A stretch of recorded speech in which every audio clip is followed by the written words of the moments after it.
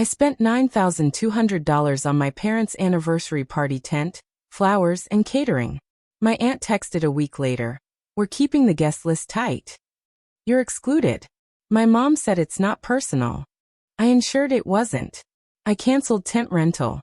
Froze catering funds. Venue deposit flagged. Dad called 17 times the party morning. Finally answering, I said. It crossed all boundaries. Meant everyone. My parents learned to use me as a handyman, tech support, and walking bank account in one polite, well-meaning son. I never argued. Never resisted. Even when I felt used. I swallowed it, thinking they didn't realize how unfair things were. This wasn't an accidental injury. I spent $9,200 on their anniversary. It's not pocket change. Not a trivial favor. That took planning, long nights comparing vendors, and calling for specialty items. Nobody would, so I did. My siblings disappeared when the idea of contributing arose. My sister texted, "Ugh, money's tight. Mortgage included." My brother said he'd try, which we knew meant nothing. So I intervened. Same as usual. I reserved the white, high-peak tent my mom showed me on Pinterest a year ago. I found a catering company that offered custom meal plans and accommodated my dad's annoying dietary restrictions. Since he mentioned that blue orchids reminded him of his grandmother, I found a florist who could get them. I skipped work to schedule meetings, negotiate prices, and send deposits. A medal wasn't expected. I thought I'd celebrate too. Aunt texted me a week before the event. Just 10 words. Keeping the guest list tight. You're excluded. No context. No explanación. A sudden gut punch. I eyed the screen like it was another language. I thought it was a mistake. A correction, or LOL, wrong person, was awaited. However, my mom added something worse a few minutes later. Not personal. We want to keep it personal. I hope you understand. My heart broke with that line. Not personal. I heard that from them how often. They miss my birthday call. On a family trip, they invited my sister's boyfriend of 2 months, but didn't think I'd come. When they only remembered me for tax help or garage door opener issues. I didn't reply. No clarificación requested. I called from my laptop. Tent rental? Cancelable 48 hours before event. Gone. Catering? I paid for dispute resolution and fund freezing, paused. The venue deposit? I flagged the payment due to a major event term change. The florist had ordered, so I took the hit. That was fine. I was done bleeding for tool-oriented people. I got 17 calls the morning of the party. Dad first, then mom, then aunt, then dad again. Over and over. Finally, I answered the 18th call. "Peter, what the hell happened?" Not personal. I hung up. It was quiet after that. Complete silence. No regrets, just clarity. I sat home that night. This wasn't impulsive. Years of build-up. They thought they could keep treating me like a vending machine that fixed toilets and brought blue orchids. Not anymore. I didn't expect thanks. I didn't expect an apology. I hoped they'd reflect. Perhaps they'd realize how insane it was to exclude the party's sponsor. But no. Of course not. Silence ensued. Nothing the day after the party cancellation. Neither calls nor texts. Day 2 same. On day 3 I saw it. My sister shared some photos from others. Perhaps my cousin Amanda, the only family member who blogs about food on Instagram. With detached curiosity, I clicked through them. Naturally, no tent. Backyard was empty and exposed. They brought some mismatched chairs from the garage, a folding snack table, and a grass cooler. I recognized the table's cheap carnations from the nearby supermarket. Unplanned. Just stuffed into a glass pitcher like someone gave up halfway. One shot showed my dad with his arms crossed. Looking miserable. My mom posed with 2 sisters, puffy eyes and uneven makeup. They tried smiling. Beautiful celebration for 2 beautiful people. Caption. The awkward sadness or the fact that none of them reached out to apologize hit me harder. My first text came on the 5th day. From Mom. 3 words. Can we talk? No explanación. Not acknowledged. Just that. I didn't reply. On day 6, my aunt took over. This was longer. A long passage beginning with "I don't usually get into drama. Finally, I hope you grow out of this selfish phase." Selfish. That was rich. I covered for them for years. I paid for how many birthdays? How many surprise gifts I organized for my siblings because my parents didn't know what to buy. Last fall, my dad casually mentioned a $2,800 roof repair during dinner and looked at me for 5 seconds too long. I paid it off. After taking my support for granted for so long, losing it felt like betrayal. My sister called. This was when I realized they were panicking. She rushed in like PR damage control. The party planning got a little chaotic, so maybe they should have handled it differently. But I shouldn't have. Overreacted. She said I embarrassed our parents and made everyone uncomfortable. She actually said that. I asked her something basic. If I hadn't frozen the funds, how many people would have thanked you at the party? She didn't reply immediately. She then described it. Never about money. That's when I knew they'd never understand. They didn't consider me family. I was an unpaid employee. So I decided quietly. I finished.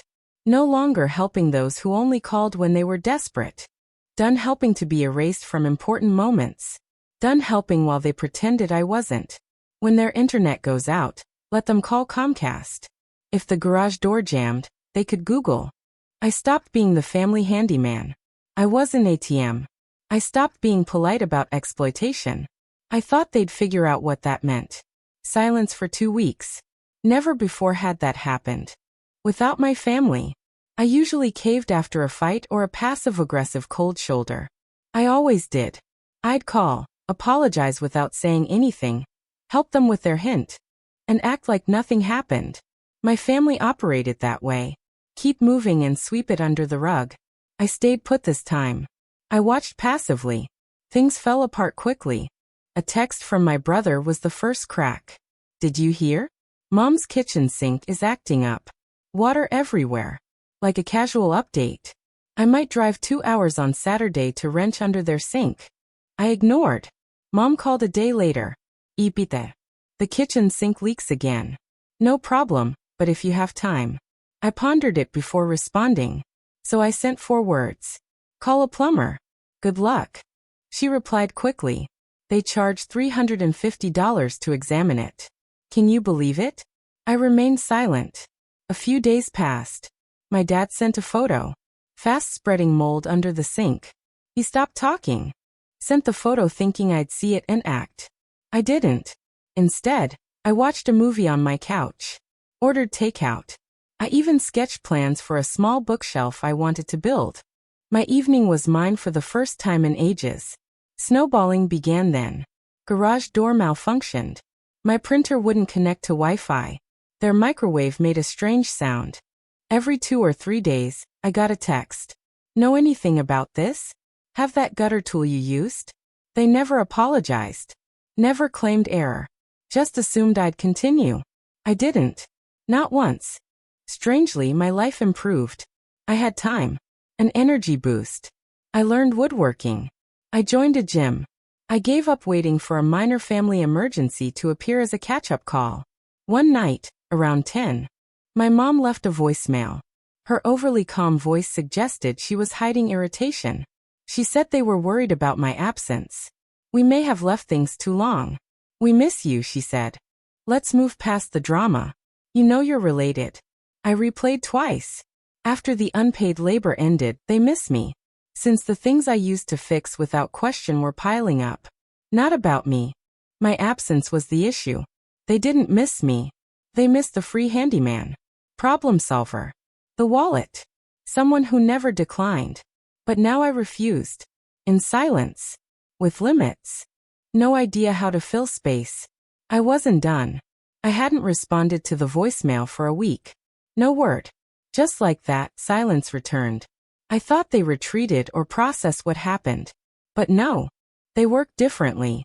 They don't reflect. They compute. I got the email then. From Dad. Topic.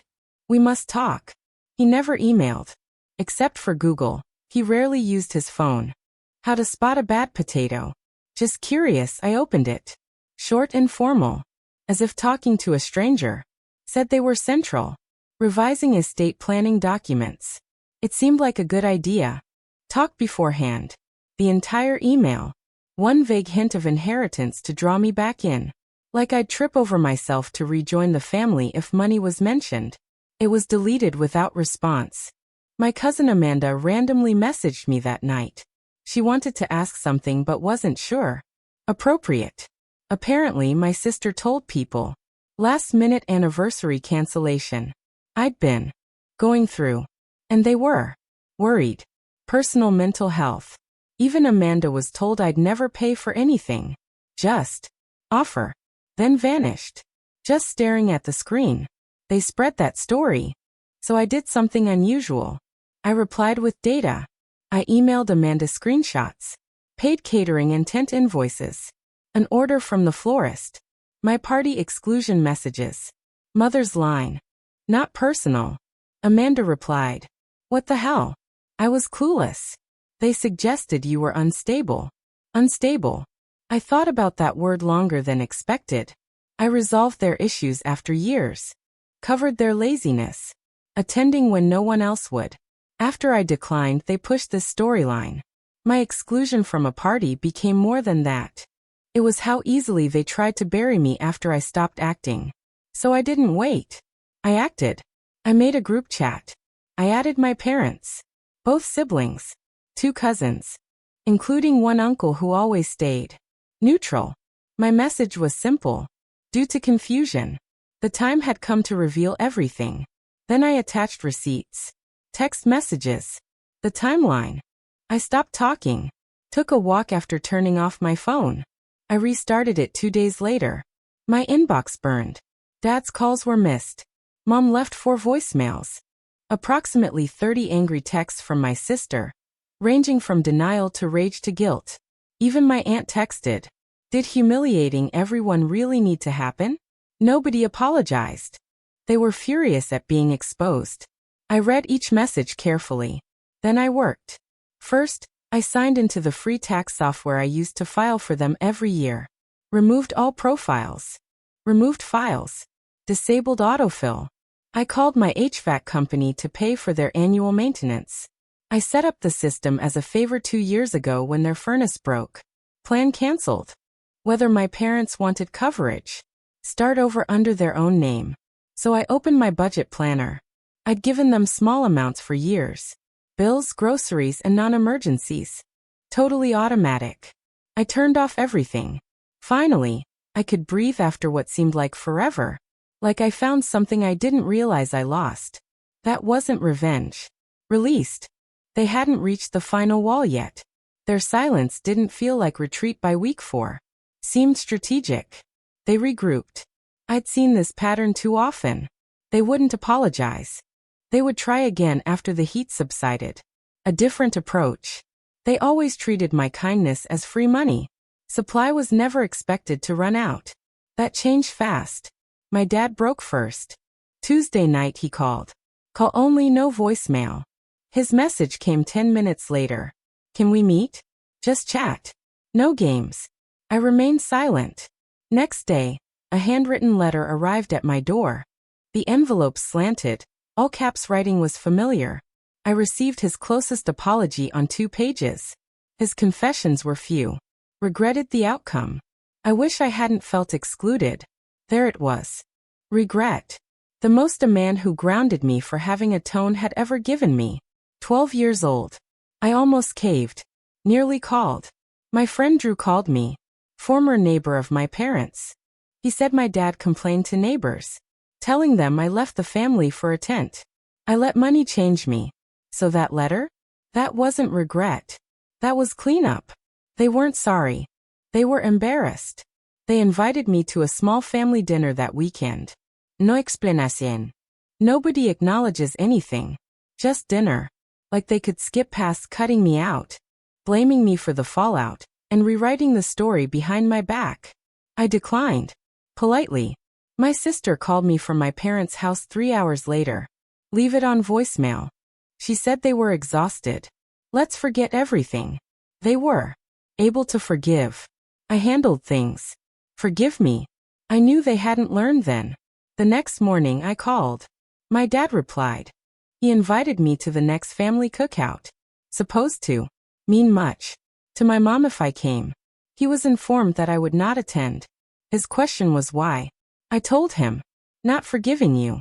Anyone. I don't want to be around people who only remember me when they need something. His words were delayed. Just a long pause. Is that it? I agreed. In the near future. I hung up. No yelling. No drama. The truth. For once they had to accept it. Door wasn't slammed. Just closed. From my side locked. No plans to reopen it soon. It took them a while to realize I wasn't lying. A few weeks passed. Then month. Neither calls nor texts. They probably thought silence would punish me. Maybe I'd get lonely and come back, forgive them, and pretend nothing happened. Silence didn't hurt me. It freed me. I altered my lifestyle. To be more deliberate. I traveled alone to Oregon. Cabin rental. Kept hiking every morning. Made my own food. I avoided my phone for long periods. Every week I handcrafted something. Bookshelves. A small coffee table. My record player has a wooden stand. I remembered myself when I wasn't cleaning up their mess. About fall, I heard from them again. Mom messaged. Worded carefully long. After reflecting on the situation. She said they realized they treated me unfairly. Party wasn't mentioned. She didn't mention their deception. A weak apology. We apologize, she wrote at the end. We miss you. We're eager to reconnect. I delayed responding. My dad called 2 days later. This time he left a less defensive voicemail. He said they wanted to fix things.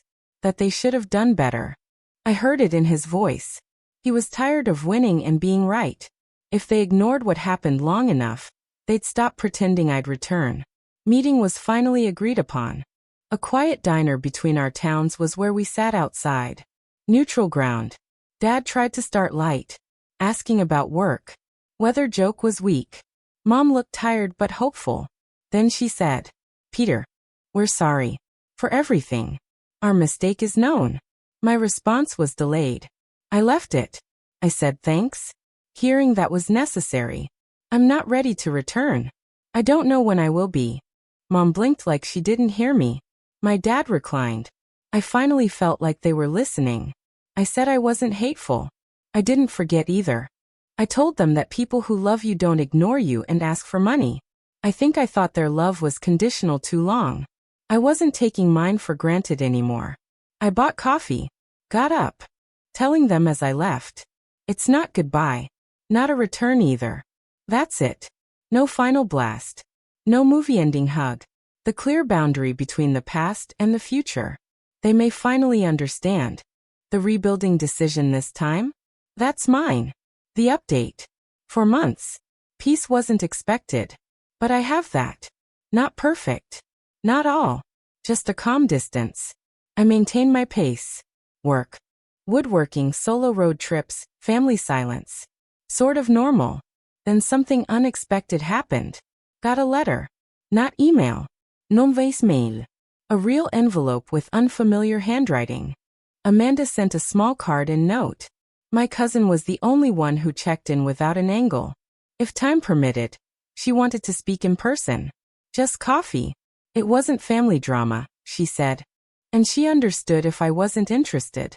I agreed mostly out of curiosity. Town's small coffee shop was where we met. Her nervousness was unusual. She was efficient. Your mother's in therapy. No joke. I said nothing. She continued. It seems things unraveled more than I thought after I left. My sister stopped visiting. Dad grew quieter. My receipts were read by extended family, who called them privately. No drama, just quiet distance. Amanda said the real change occurred when my mom tried to plan Thanksgiving and no one offered. Dad said, we won't do that again. She broke down and confessed to me and others for years. My mom's therapist advised Amanda to write a sincere apology. She hadn't sent it. She feared I wouldn't care or ignore it. I told Amanda I didn't need a written apology. I needed proof the cycle was broken. Another surprise followed. Amanda gave me folded paper. From your dad, she said. I opened. Single sentence. Learning to be a dad. The end. without signature or explanation. Just that. This hurt more than all the apologies they'd rejected for years. I didn't decide immediately. I sat with it at home, longingly examined the note. 2 weeks later, I drove past my parents' house. I continued. Stayed out. After parking down the street, I watched for a while. Lights were on. Television flickering through the window. Life as usual. But it felt different. Not better. Just quieter. I wrote a letter that night. No reply. Just a message. No need to apologize again. Actions from here matter more. I'm not ready to return. I'll try something new, slower, and real. We'll see if you want that. I didn't sign lovingly. Peter, I signed it. I sent it the next morning. Conclusion: this kind of story may not have a perfect ending. Real families don't resolve like TV, with hugs, music, and a finale dinner. Sometimes people alter. Sometimes not. Sometimes they just quiet down and listen. I just stopped begging for the bare minimum. I stopped trading parts of myself for connection. I stopped showing up to be erased. They finally met me where I was. Not drag me back to their comfort. Perhaps this is the start of something new. It could be closure. No matter, I'm fine.